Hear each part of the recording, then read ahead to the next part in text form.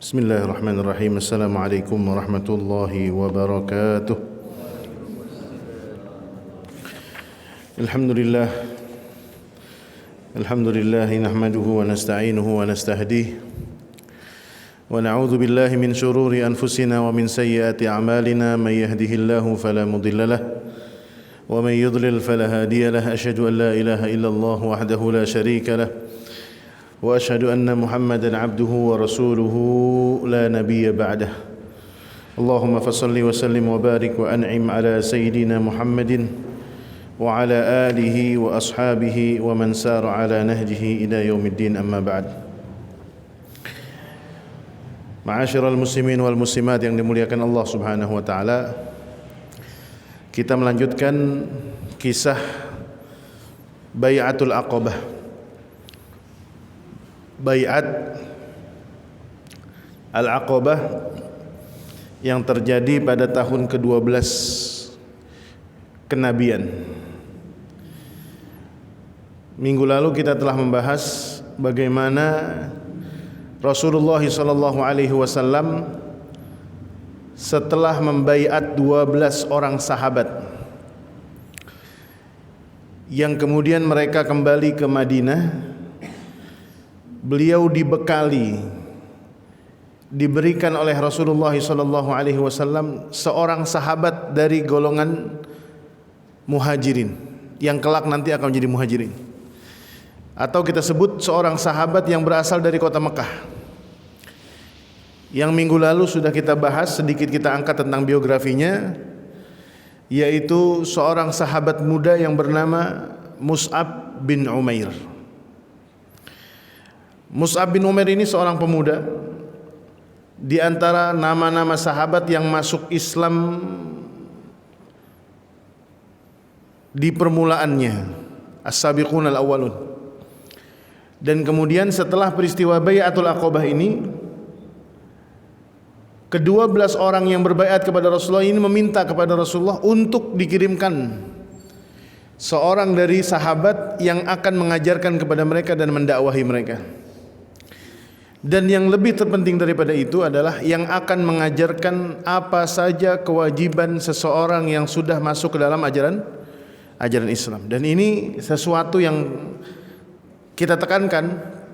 Pada pekan lalu saya tegaskan bahwasanya ketika orang masuk Islam itu memang ada prosesinya ada. Tetapi yang harus kita ingat adalah konsekuensinya dari keislaman itu. Jadi jangan cukup berbahagia ketika ada seseorang yang memeluk ajaran agama Islam dengan bersyahadat selesai. Tidak. Tetapi setelah bersyahadat itu ada kewajiban yang lain yang harus ia tunaikan sebagai seorang muslim. Nah, makanya kalau salah-salah nih Pak, kalau salah-salah kita dalam berdakwah ini bahaya. Ini saya pernah dengar cerita dari teman-teman saya di Afrika ketika saya masih belajar dan kuliah di Mekah itu. Ketika ada euforia, gelombang masuk Islam ini besar-besaran. Istilahnya masuk Islam itu ngetren. Bukan karena kesadaran. Ini kurang bagus juga nih.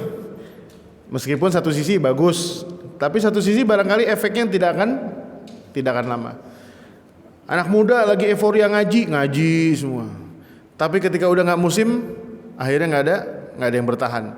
Yang bertahan ya yang punya niat-niat bagus doang.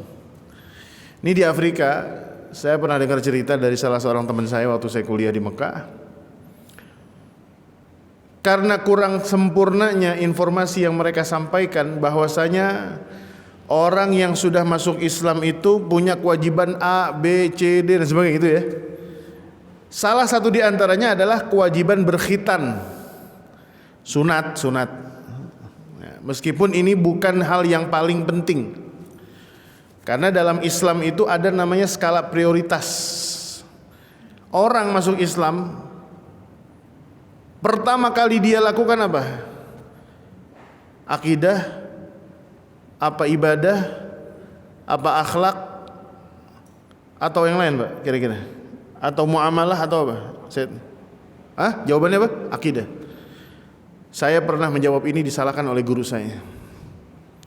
Saya waktu itu tanya sama guru saya. Waktu itu kami ada daurah, ada pelatihan pembekalan dakwah kepada non muslim. Ditanya begini nih pertanyaannya. Kalau ada orang masuk Islam atau mau masuk Islam, apa yang pertama harus dipastikan? Semua jawab rata-rata akidah. Ternyata kata guru saya bukan. Yang harus pertama ditekankan adalah masalah akhlak. Kalau soal akidah, nanti ada dari antara mereka yang mengatakan, ya udah, Ustadz maunya apa dari saya? Ustadz maunya saya tidak bersekutu dengan Allah, saya tidak menyekutukan Allah, saya tidak akan menyekutukan Allah. Ustadz maunya saya berakidah, saya akan berakidah, saya akan bersyahadat. Tetapi mohon maaf Ustadz, saya belum siap berjilbab, saya belum siap ninggalin minum-minuman keras, saya belum siap ninggalin zina, saya belum siap ninggalin judi. Dan itu semua tadi pelanggaran-pelanggaran dalam agama, itu masuknya babnya bab akhlak.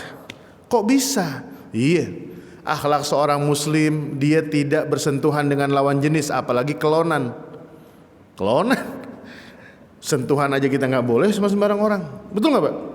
Ini kadang kita sama istri orang menyosor-nyosor aja nih. Sama istri orang, salaman lama banget sama istri orang. Gimana Bu, sehat Bu? Tapi giliran istri kita disalamin sama orang, ngamuk gitu. Ini kebalik nih orang Indonesia nih. Jangan sampai begitu. Sebagaimana kita juga cemburu kalau istri kita salaman sama orang lain, lama cipika-cipiki lagi, kanan kiri. Tapi giliran istrinya dicemburuin, tapi kalau dia sama perempuan lain, waduh cipika-cipiki lama, cipika-cipiki. Nggak boleh. Ini akhlak. Oleh karenanya, salah satu yang harus dibenahi ketika orang masuk dalam Islam adalah soal akhlak. Bapak, ibu, kakak, adik, setelah masuk Islam ini akhlaknya harus dijaga. Contohnya akhlak kepada Allah, akhlak kepada Rasulullah, akhlak kepada manusia. Makanya kalau ada orang masuk Islam tidak berakhlak, waduh, setelah ngucapin syahadat, keluarganya belum masuk Islam, habis keluarganya diomelin, kalian akan menjadi penduduk neraka. Waduh, salah dakwahnya.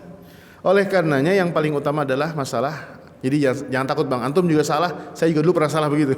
Jawabannya salah. Iya, ternyata akhlak. Dan inilah para sahabat ketika diperintahkan masuk ke dalam Islam dan mereka masuk ke Islam, mereka meminta ada seseorang yang mengajarkan mereka tentang bagaimana berislam itu. Nah, ini di Afrika, tadi saya belum tuntas ceritanya nih. Dulu di daerah Afrika, kebetulan teman saya berasal dari Togo, negara Togo. Banyak masuk Islam. Rupanya informasinya nggak lengkap, nggak dikabarin kalau nanti setelah masuk Islam ada kewajiban. Salah satu di antara kewajibannya adalah khitan. Nggak dikasih tahu. Ini kan prioritas, bisa nanti. Nah ini dai-nya juga saklek nih. Ini dai-nya saklek. Orang habis masuk syahadat, besok dikumpulin lagi, dibilang apa? Nggak tua, nggak muda, nggak anak-anak dikumpulin. Bapak-bapak sebelah kiri. Kenapa? Ada apa? Ntar sejam lagi akan ada dokter datang mau khitan. Apa khitan? Motong kemaluan laki-laki. Wah, dirapiin tuh. Helmnya dirapiin. Keringat dingin nih orang. Baru sehari masuk Islam udah disuruh bersunat. Bingung deh. Sunat, emang kudu? Ini lagi nih ustadz kurang bijak nih ustadz. Emang bahaya juga nih kalau ada ustadz kurang bijaksana. Repot Pak. Ustadz kalau kurang bijaksana repot diminta ampun. Kata dia, wajib. Wah, wajib. Padahal ini perkara nomor sekian. Yang penting akhlaknya dilempengin dulu, baru akidah, baru setelah itu pelan-pelan. Ayo, yang belum khitan udah 5 bulan, yuk khitan, cari khitan dewasa yang pakai bius nggak berasa. Waduh, ini enggak. Dipaksain harus khitan. Yang tua bangkot disuruh khitan, bingung gimana caranya. Akhirnya apa? Ada salah satu di antara jamaah itu yang berniat untuk keluar dari Islam alias murtad lagi. Kata ustadznya nih, konyol lagi nih ustadz nih. Kata ustadz apa? Ente pilih 2, masuk Islam potong yang bawah, kalau keluar dari Islam potong yang atas. Dipenggal, diancamnya dipenggal saudara, ngeri banget nih. Ini akibat apa? Akibat pemahaman kurang tepat. Kata nih orang yang baru masuk Islam, maju salah, mundur salah. Masuk Islam disuruh khitan, keluar dari Islam dipenggal kepala. Ini ajaran apa nih? Akhirnya orang pada salah kaprah, salah pandangan tentang Islam. Makanya saya berpesan, kalau ada orang masuk Islam ditahan dulu, jangan buru-buru, tenang. Apalagi kalau usianya masih sehat, akalnya masih bisa berpikir. Tapi kalau udah ngap-ngapan nggak apa-apa. Seperti nanti ada kisah, ada seorang sahabat yang masuk Islam cuma beberapa jam, habis itu mati syahid. Ini kisahnya nyambung setelah ini.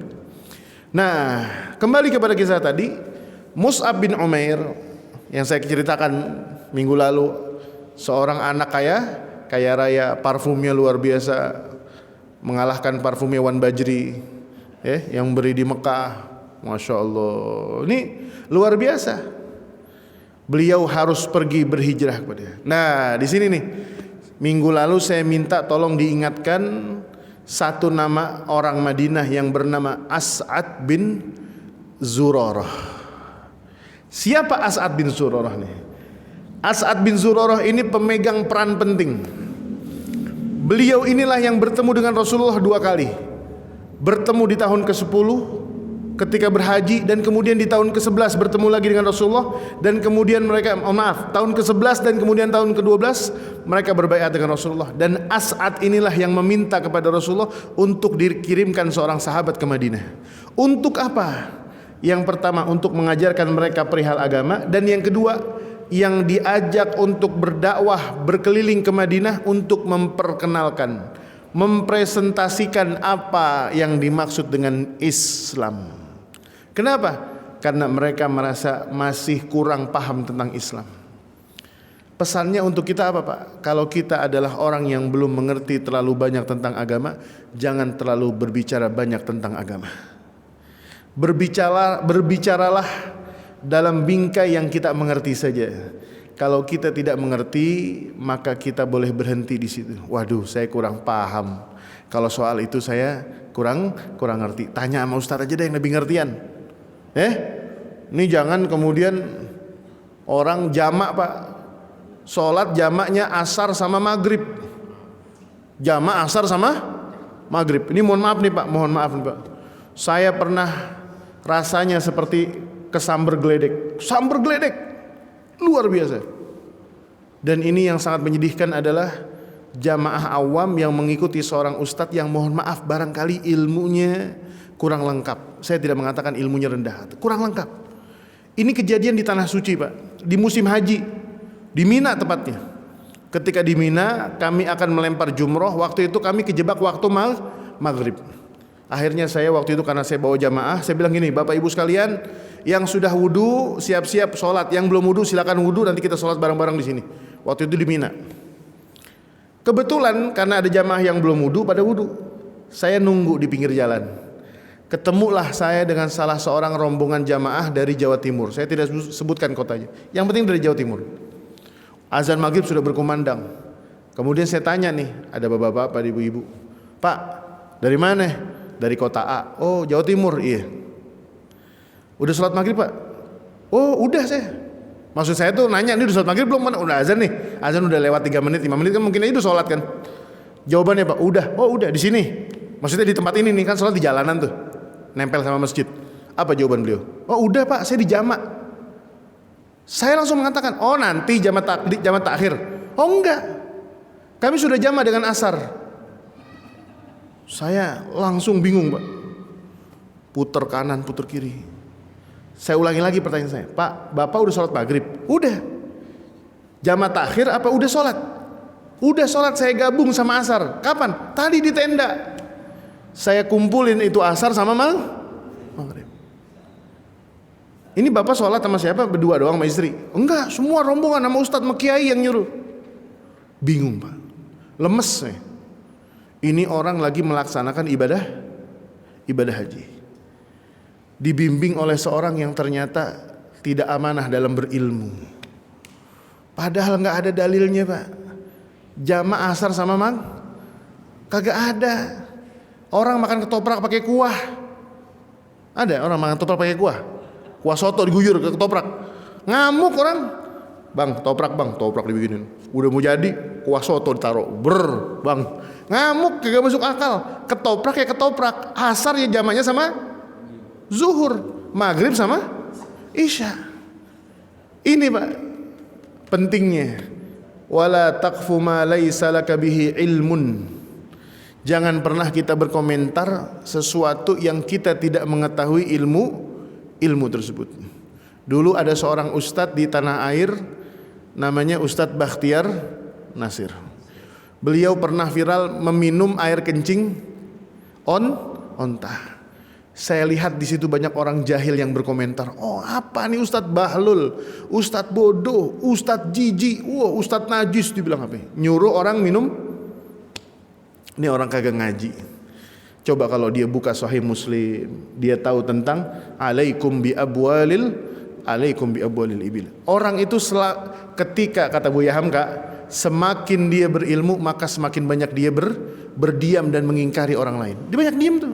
Orang ilmu Pak, semakin alim semakin banyak diam. Jarang mengingkari orang lain, jarang ngomelin orang lain. Tapi orang kalau ilmunya cetek, semua dikomentarin. Di Facebook dia debat, di Instagram dia debat, di Twitter dia debat, di kampung dia debat, sama Pak RT dia berantem, sama ketua DKM digelut. Semua berantem. Pokoknya orang kalau nggak punya ilmu berantem aja, bawaannya berantem. Sama tukang apa tuh? Sama warung Madura berantem juga tuh. Pokoknya orang nggak punya ilmu, mengeri. Nah, oleh karenanya sahabat Ansor ini As'ad bin Zurarah paham. Makanya minta jaminan sama Rasulullah, diutuslah seorang Mus'ab bin Umair. Nah, ini ada kisah yang menarik nih, saya mau ceritain. Bagaimana gigihnya seorang As'ad bin Zurarah berdakwah di Madinah dengan menggaet seorang pemuda yang bernama Mus'ab bin Umair. Yang kemudian pada akhirnya nanti ketika Rasulullah, itu pada tahun berapa? 12. Berarti 1 tahun kemudian Rasulullah ketika berhijrah menuju Madinah, tidak ada satupun rumah di Madinah kecuali semuanya sudah memeluk agama Islam. Dan rindunya orang Madinah kepada Rasulullah itu jauh lebih rindu daripada orang Mekah yang ditinggalkan sama Rasulullah. Bayangin tuh Pak. Kita pernah nggak kenal sama orang, ngelihat wajahnya nggak pernah, dengar suaranya nggak pernah, ketemu nggak pernah, tapi rindunya melebihi orang yang pernah bertemu? Pernah nggak begitu? Nggak bisa kita. Ini orang Madinah bisa begitu Pak. Rasulullah udah diberitahukan dari dari Mekah. Orang Madinah udah tahu nih, waktu itu namanya Yasrib. Orang Yasrib, orang Madinah udah dengar Muhammad SAW udah keluar dari Mekah. Waduh, itu jantung berdegup Pak. Padahal dengar suaranya nggak pernah, ketemu nggak pernah, melihat wajahnya tidak pernah, secara visualisasi nggak lengkap. Kok bisa? Itu orang Madinah rindunya seperti orang yang pernah ketemu dulu. Anak-anak mudanya selalu ke perbatasan kota Madinah. Ngapain? Ngelihat. Kan kalau zaman dulu kan jarang kendaraan, ngelihat intip. Kan kalau ada kafilah tuh debunya kelihatan. Ini enggak. Datang besoknya lagi, pulang sore, berangkat lagi ngeliatin.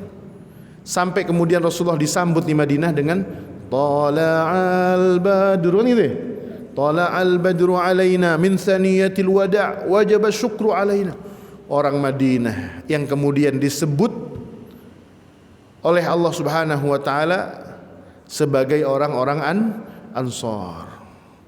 Dan Allah Subhanahu wa taala mengatakan laqad radiyallahu 'anil mu'minina idh yubayyi'unaka tahta asy-syajarah. Ternyata itu berawal dari keridhaan 12 orang yang dibawa pulang ke Madinah. Nah, di sini kisahnya saya mau ceritakan.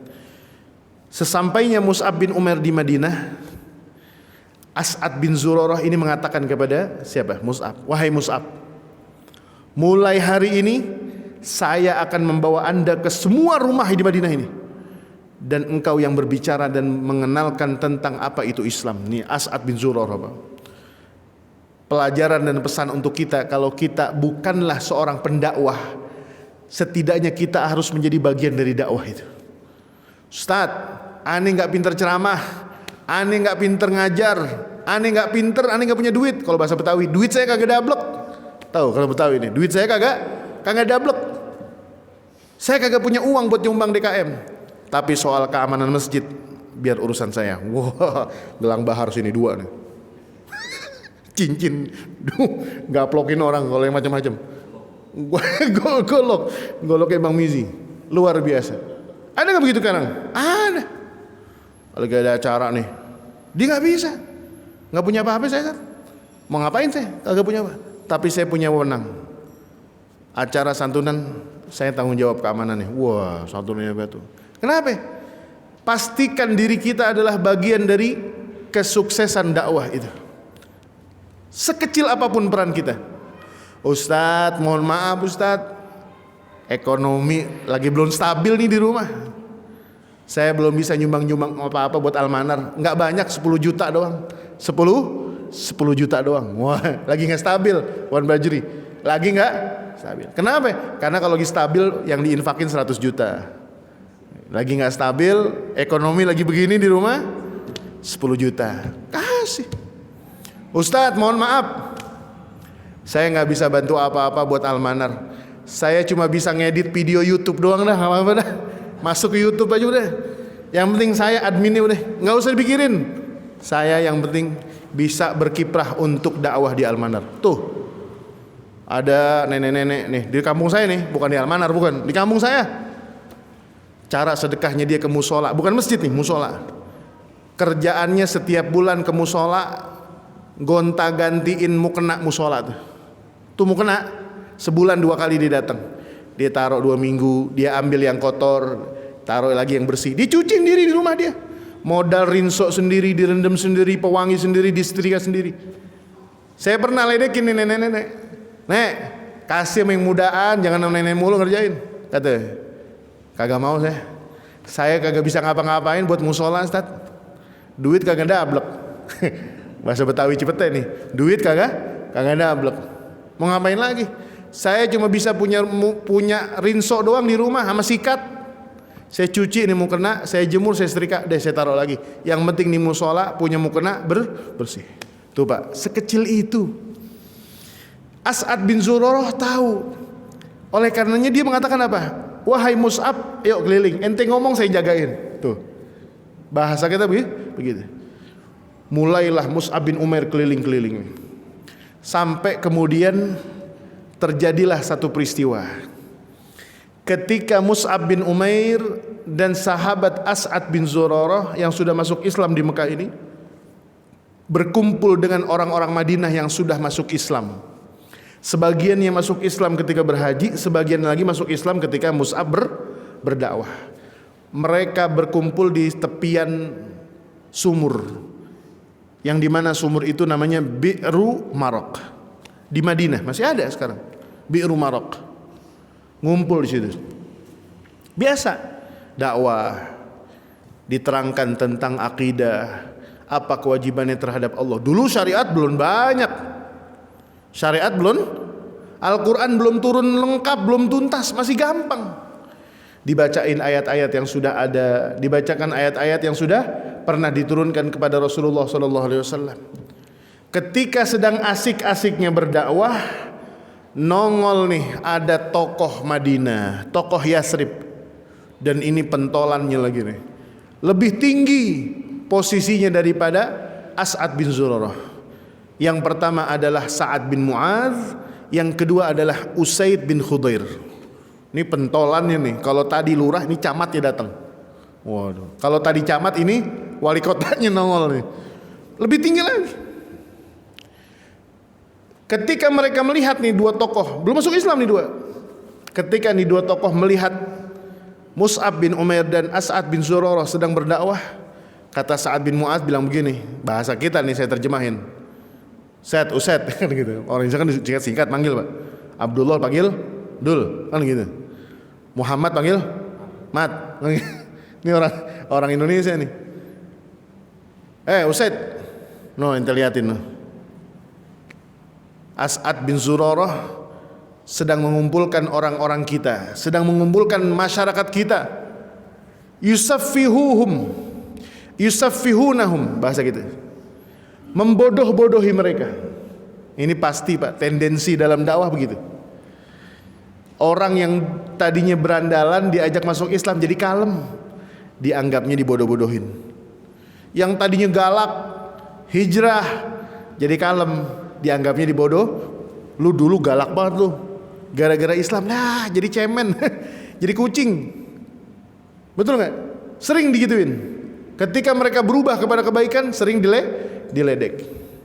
Tetapi kemudian karena As'ad bin Zurarah ini adalah sepupunya Sa'ad bin Mu'adz. Ingat nih, Sa'ad bin Mu'adz ini adalah sepupu dari As'ad bin Zurarah. As'ad bin Zurarah punya bibi. Ini adalah siapa namanya? Bibinya, punya ibu adalah bibinya Sa'ad bin Mu'adz. Jadi Sa'ad bin Mu'adz punya encing perempuan. Nah ini anaknya adalah As'ad bin Zurarah. Jadi kan jatuhnya apa? Misanan. Kata Sa'ad bin Mu'adz, ini Sa'ad bin Mu'adz yang nanti wafatnya itu bisa membuat arasnya Allah bergoyang. Sa'ad bin Mu'adz ketika wafat arasy Allah bergoyang. Ketika dikuburkan arasy Allah bergoyang. Kata As'ad berkata kepada sahabatnya nih, Usaid bin Khudair bilang ini, Usaid, ente lihat noh, As'ad bin Zurarah lagi ngobrol, lagi ngumpulin orang sama orang Mekah tuh. Itu dia yang goblok-goblokin orang kita. Semua orang ditipu, ngikut ajaran dia berdua. Kalau itu dia bukan misanan saya, kalau bahasa Betawi nih, kalau kata Jawara, kata Bang Mizi, udah saya gulung tuh. Itu kalau dia bukan sepupu saya, udah saya gulung. Daripada saya punya sengketa sama sepupu sendiri, ente datengin dia.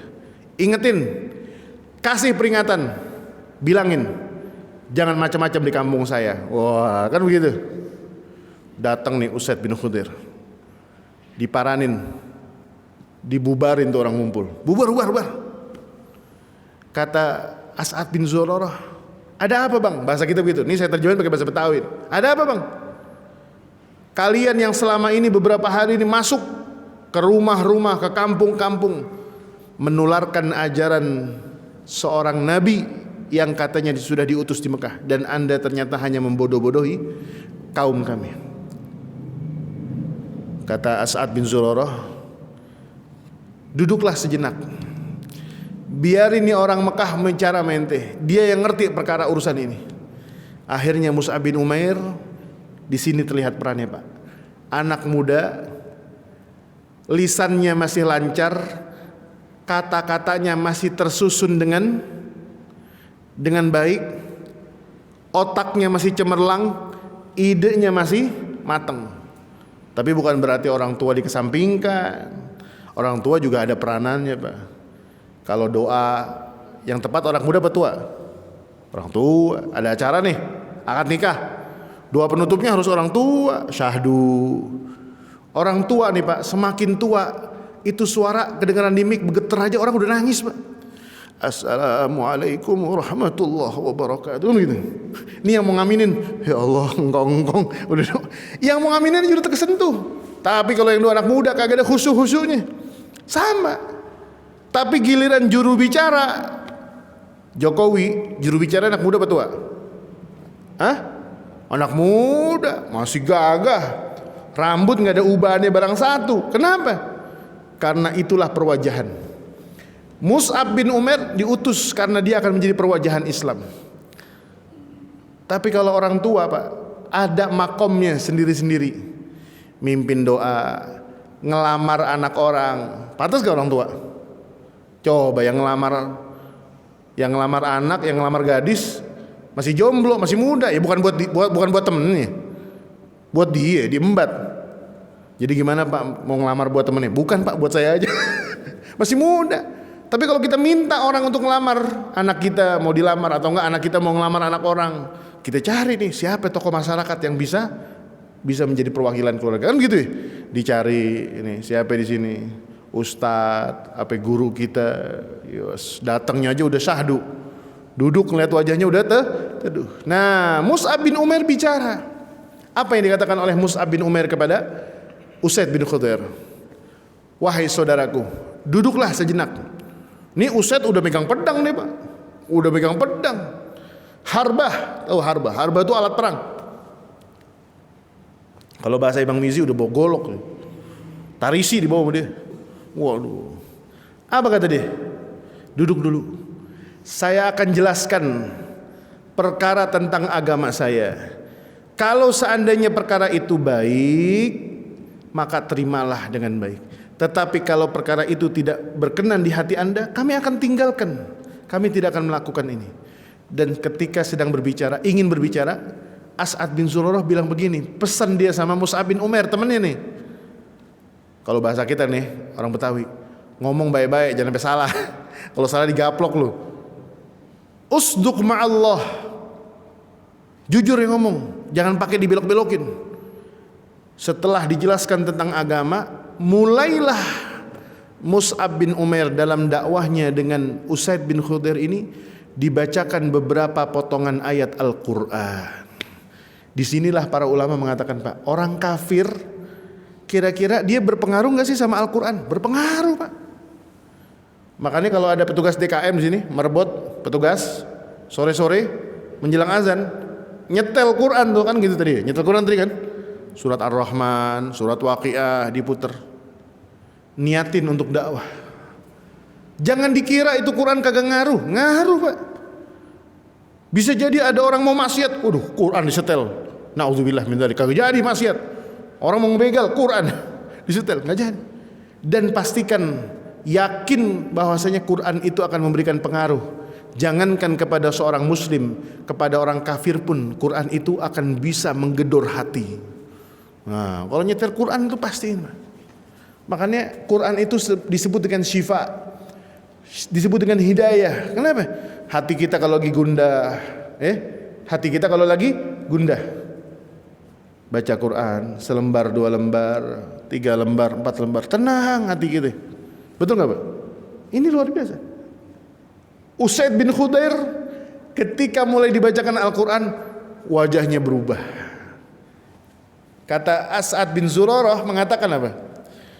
Ketika Mus'ab mulai membacakan Al-Quran, fawallahi, nih katanya begini, kata-katanya nih, disebutkan di dalam kitab ini, disebutkan fawallahi la'arafna fi wajhil islam qabla an yatakallam. Itu Quran lagi dibacain sama Mus'ab. Kata As'ad bin Zurarah, Mus'ab baca Quran nih, bayangin nih, Pak, bayangin nih. Mus'ab baca Quran, di depannya ada orang kafir, dibacain Al-Quran. Apa kata As'ad bin Zurarah? Fa wallahi, demi Allah, la arafna fi wajhihil Islam. Ini muka udah kelihatan bakal masuk Islam. Qabla an yatakallam, sebelum itu Usaid bin Khudair menyatakan dia mau masuk Islam. Sebegitu dahsyatnya. Ini sebabnya apa, Pak? Sebabnya 2. Kalau kita ingin memberikan pengaruh kepada seseorang dengan Al-Quran, pastikan 2. Apa? Yang pertama, orang yang membacakan Al-Quran harus tulus, yang membacakan doa harus tulus, yang berdakwah harus tulus, yang membantu harus tulus, dan yang dibantu, yang dibacakan, yang didoakan harus menerima apa yang didoakan tersebut. Bapak nyuapin, yang nyuapin kagak ikhlas, yang disuapin ikhlas, enak nggak yang disuapin? Nyuapin nih nasi padang pakai tunjang, pakai apa gitu. Tapi nyuapin ambil marah nih, makan, wuk begitu tuh, disebor kalau. Enak nggak? Nggak enak. Atau sebaliknya, orang tuanya tulus, nyuapinnya sayang banget, anaknya bawel, rewel, enak nggak begitu? Nggak enak. Dan ini disebabkan karena keikhlasan siapa? Keikhlasan seorang Mus'ab bin Umair dan keikhlasan seorang Usaid bin Khudair yang menerima dakwah. Makanya bilang dulu, ayo duduk, kalau bahasa Rocky Gerung, pakai akal sehat, pakai nalar sehat, buka hatinya, saya terangkan tentang Islam. Baru mendengarkan Al-Quran, kata sahabat As'ad bin Zurarah, wallahi la arafna min wajhihil Islam. Dari wajahnya sudah terlihat dia akan masuk Islam qabla an yatakallam. Kemudian mengatakan fi isyraqihi wa tahallulihi, wajahnya berseri. Ini sama, Pak, saya punya mujarrab nih, Pak, mujarrab. Ini silakan diamalkan, Pak. Saya pernah mendampingi istri saya, lagi kurang sehat, tempo hari, susah buang air. Waktu itu kalau nggak salah udah 2 hari belum bisa buang air, Pak. Kita udah bacain apa, ruqyah apa segala. Subhanallah. Ini tahadus bin ni'mah aja Pak, tahadus bin ni'mah.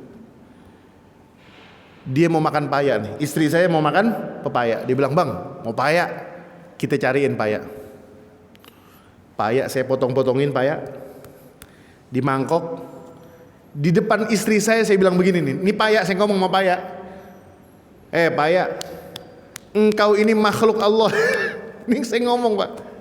Saya bacain suratul Fatihah seperti yang dilakukan oleh Rasul. Tapi ini medianya bukan air, medianya pepaya. Saya bacain.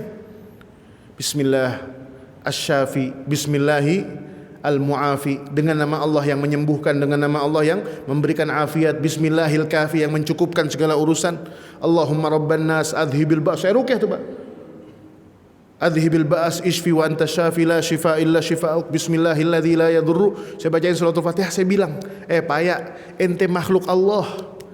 Entar ente masuk ditelan sama istri saya, tolong keluarin tuh penyakit yang ada dalam perut. Masya Allah, setengah jam keluar Pak. Saya dengar tuh berita dari istri, "Bang, udah alhamdulillah buang air." 2 hari gak buang air keluar.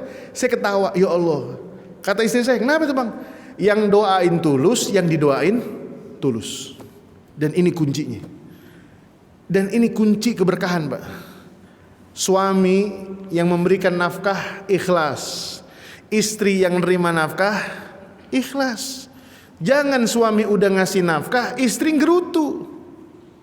Udah dikepelin uang belanja 10 juta sebulan. Nih Neng, uang belanja 10 juta. Kan gitu Bang Misi?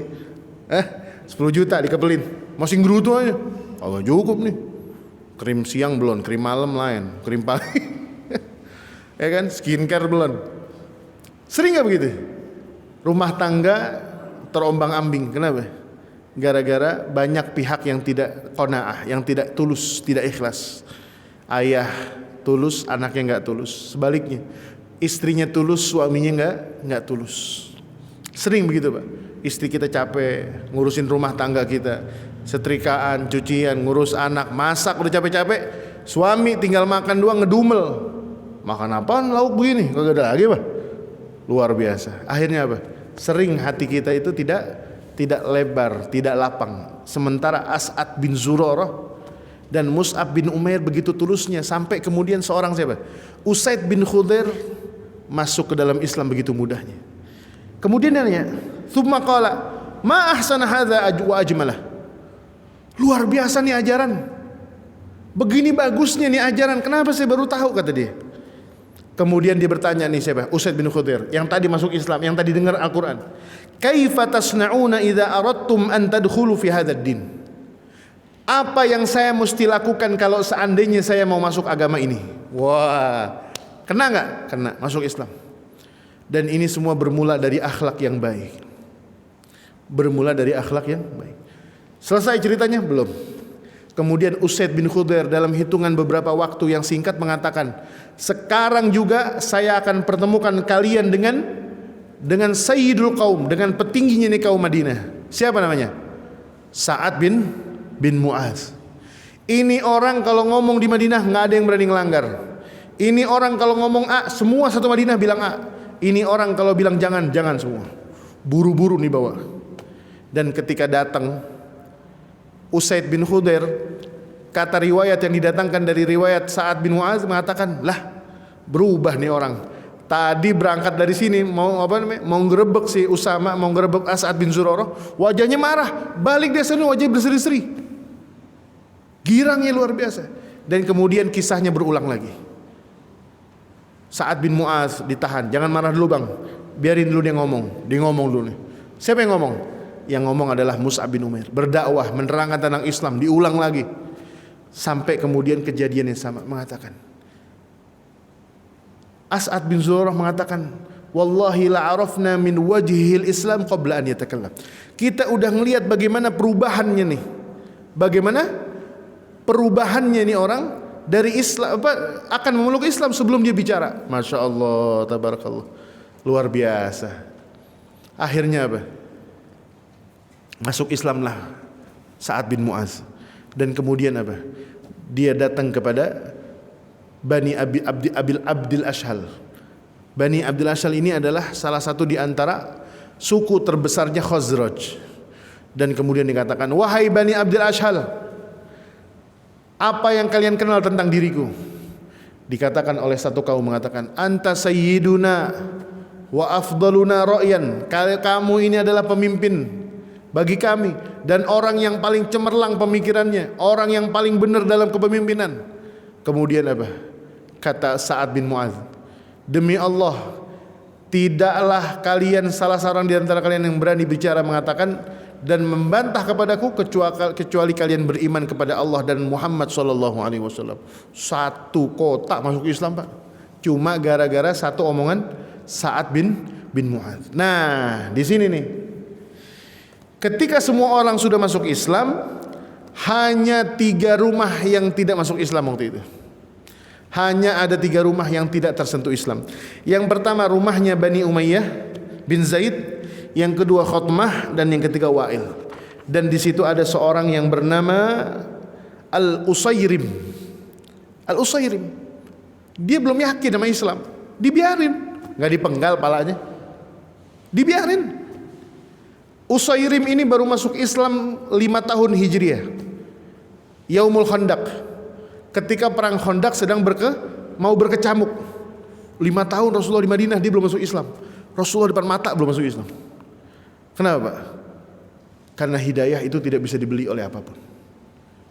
Oleh karena kalau dalam muqaddimah itu kan, alhamdulillahilladzi hadana lihadza wa ma kunna linahtadiya laula an hadanallah. Kalau bukan karena Allah kita nggak bakal dapat hidayah. Ada orang kebaikan di depan mata dia nggak diterima, tapi giliran dia jauh seberang mata justru dia mendapatkan hidayah. Nah, Usayrim baru masuk ke dalam Islam itu ketika menjelang perang Khandaq. Ngucapin syahadat, masuk perang, mati syahid di perang. Kata Rasulullah SAW, ini satu-satunya umat Muhammad yang masuk Islam waktu itu ya, bukan sampai sekarang. Waktu itu umat Muhammad yang masuk Islam nggak pakai sujud tapi bisa masuk surga. Belum sempat sujud, seumur-umur belum sholat ini kening nih. Ngucapin syahadat, ikut perang, mati syahid. Kemudian Rasulullah SAW memuji, amila qalilan wa ujjira katsiran. Amalannya sedikit, pahalanya banyak. Ini yang penting dalam kehidupan kita. Mudah-mudahan kita termasuk orang yang diberikan usia yang panjang oleh Allah, kesehatan yang kuat oleh Allah, keimanan yang membaja oleh Allah, dan insya Allah mudah-mudahan diberikan husnul khatimah, dan insya Allah kita akan dipertemukan oleh baginda Rasulullah SAW di akhir perjalanan kita di akhirat nanti. Dan setelah ini di tahun ke-13 siapa? Sahabat Mus'ab bin Umair kembali ke Mekah. Untuk apa? Untuk melaporkan diri kepada Rasulullah SAW atas hasil kerja dakwahnya selama di Al-Madinah. Dan 13 itulah kemudian nanti akan Rasulullah SAW di tahun berikutnya sudah berhijrah ke Madinah. Tetapi akan ada satu peristiwa lagi, yaitu Bai'atul Aqabah Ats-Tsaniyah, yaitu Bai'atul Aqabah yang kedua yang terjadi di Mekah. Dan ini adalah salah satu di antara jarak-jarak peristiwa-peristiwa terakhir yang terjadi di Madinah sebelum hijrahnya Rasulullah SAW. Diperintahkan oleh Allah Subhanahu wa taala untuk berhijrah ke Al-Madinah Al-Munawwarah pada tahun ke-14 kenabian. Dan insyaallah kita akan bahas ini di pertemuan yang akan datang, dan semoga kita dalam kondisi sehat walafiat. Dan saya ingatkan kembali, kita sudah berada di akhir bulan Rajab, dan mudah-mudahan kita semakin mempersiapkan diri untuk bertemu dengan bulan Ramadan, mempersiapkan ibadah kita, mempersiapkan fisik kita, mempersiapkan amalan-amalan sunnah kita. Semoga nanti bertemu dengan bulan Sya'ban kita dalam sehat walafiat, dan ketemu lagi dengan bulan Ramadan lebih sehat daripada yang sekarang, sehat jasad kita, sehat rohani kita, dan mudah-mudahan kita diberikan taufik dan hidayah dari Allah Subhanahu wa taala. Allahumma anfa'na bima 'allamtana wa 'allimna ma yanfa'una wa zidna 'ilman bi rahmatika ya arhamar rahimin. Rabbana ighfir lana wa والدينا وارحمهم كما ربونا صغارا وصلى الله على نبينا محمد وعلى آله وصحبه وسلم والحمد لله رب العالمين. Lebih kurangnya mohon maaf. Assalamualaikum warahmatullahi wabarakatuh.